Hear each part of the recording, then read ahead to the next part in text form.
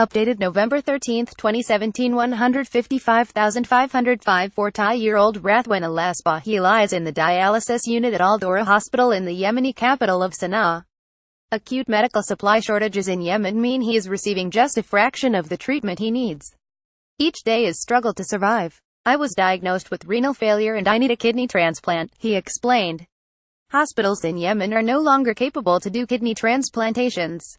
After 2.5 years of war, Yemen's health system has collapsed, and now a tightened blockade imposed by the state-led coalition for the past week means patients like Rathwan have no way of leaving the country to receive treatment abroad.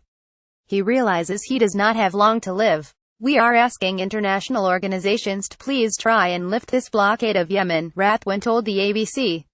The Yemeni Ministry of Health estimated that even before these new measures, 10,000 patients in the rebel-held north died in the past year waiting for medical care not available in Yemen. Sadly, now with the closure of all the airports and other ports, it has shut off all safety doors to save sick people, and that has led to a vast increase in our death toll, said Dr. Ali Al-Amri, the president of the hospital authority in Sanaa. Severe cases which have medical reports stating they need to travel abroad immediately to receive medical care occur on a weekly basis at alThawrah Hospital.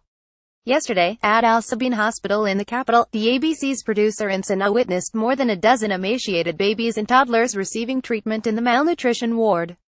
Their tiny skeletal bodies are evidence of the dire food crisis that is overwhelming this country. Before aid shipments and flights were cut off last Monday, 7 million people in Yemen were already on the brink of famine, with more than 20 million reliant on food aid. And the UN is not mincing its words when highlighting just how many lives hang in the balance here.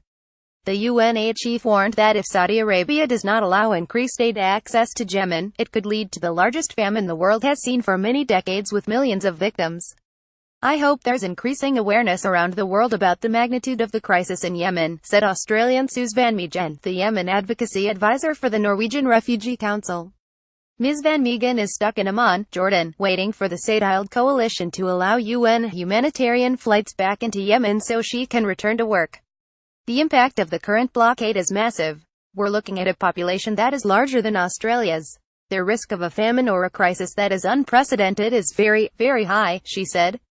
And the fact there are no journalists allowed in the country limits the visibility of the crisis.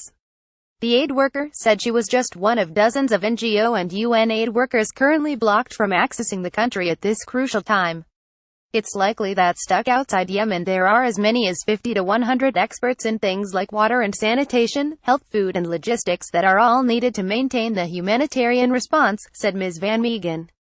As well as that, of course, there is a huge number of people stuck inside of Yemen.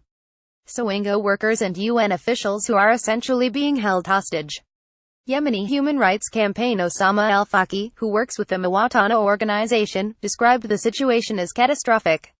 He said thousands of Yemenis around the world were trapped outside, unable to make it home. This closure also made it very hard for people who are stuck in other airports and in other countries to come back to Yemen, he said.